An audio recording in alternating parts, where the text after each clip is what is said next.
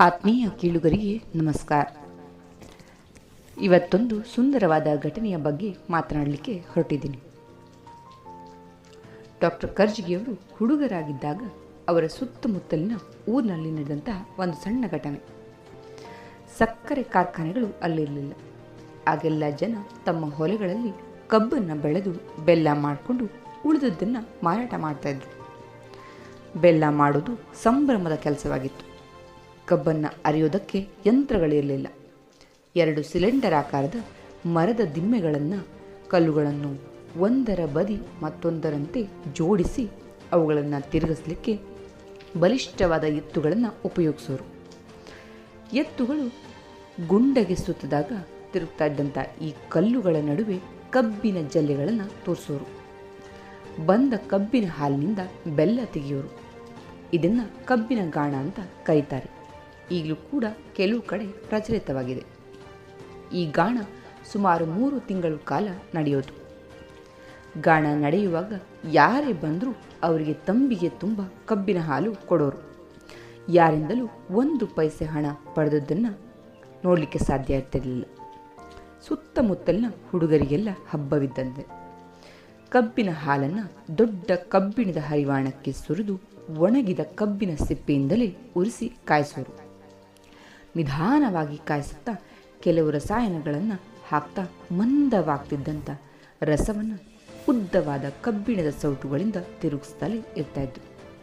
ಹದ ಬಂದ ಮೇಲೆ ಹರಿವಾಣವನ್ನು ಎತ್ತಿ ಪಡಿ ಅಚ್ಚುಗಳಲ್ಲಿ ಸುರಿದು ಬೆಲ್ಲದ ಅಚ್ಚುಗಳನ್ನು ಮಾಡೋರು.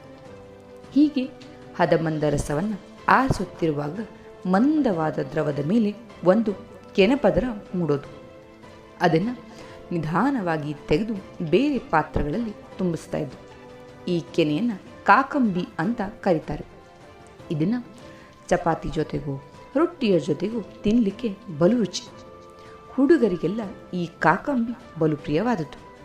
ಹಾಗೆ ಕರ್ಜಿಗಿಯವರ ಸ್ನೇಹಿತನೊಬ್ಬ ಈ ಕಾಕಂಬಿಯನ್ನು ಎಷ್ಟು ತಿಂದರೂ ತೃಪ್ತಿನೇ ಆಗ್ತಿರಲಿಲ್ಲಂತೆ ಅವನಿಗೆ. ಹೆಚ್ಚು ತಿಂದರೆ ಉಷ್ಣವಾಗ್ತದೆ ಅಂತ ಅವನಮ್ಮ ಎಷ್ಟೇ ಹೇಳಿದ್ರೂ ಕೇಳ್ತಿರ್ಲಿಲ್ಲ. ಗಾಣಕ್ಕೆ ಹೋಗಿ ಕಾಕಂಬಿ ಇಟ್ಟಿರುವ ಪಾತ್ರೆಗಳಲ್ಲಿ ತನ್ನ ಬೆರಳದ್ದಿ ನೆಕ್ಕಿ ನೆಕ್ಕಿ ತಿಂತಾ ಇದ್ದ.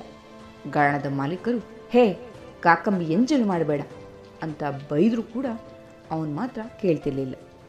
ಅವನ ಕೈಯಲ್ಲಿ ಸ್ವಲ್ಪ ಕಾಕಂಬಿ ಹಾಕಿ ಕಳಿಸ್ತಾ ಇದ್ರು. ಮತ್ತೆ 5 ನಿಮಿಷದಲ್ಲಿ ಮತ್ತೆ ಹಾಜರಾಗ್ತಿದ್ದ.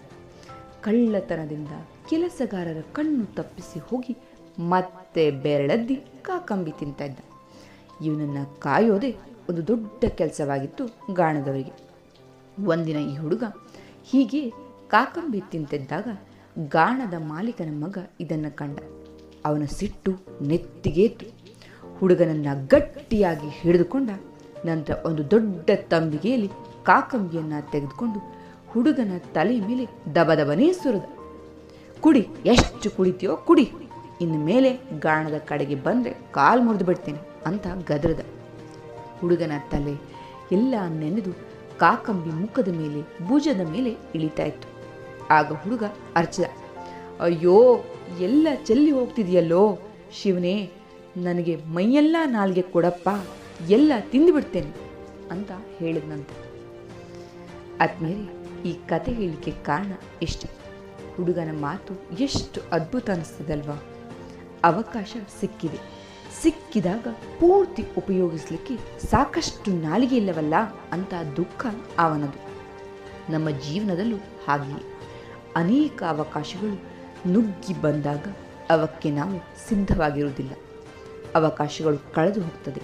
ಆವಾಗ ವ್ಯರ್ಥವಾಗಿ ಚಿಂತೆ ಮಾಡ್ತಾ ಕೂತ್ಬಿಡ್ತೇವೆ.